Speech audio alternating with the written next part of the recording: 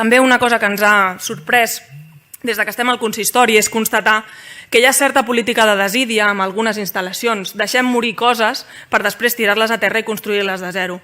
Un cas són les piscines Masgrau, un altre són el poliesportiu del centre o, per exemple, la Bòbila.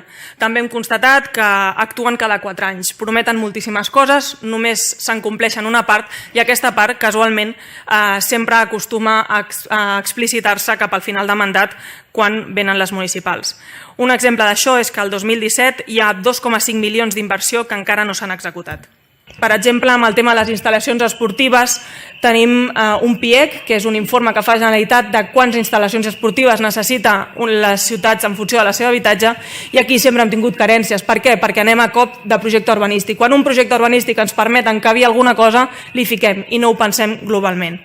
I també és molt important, deixem de construir barris, arreglem els barris que ja tenim.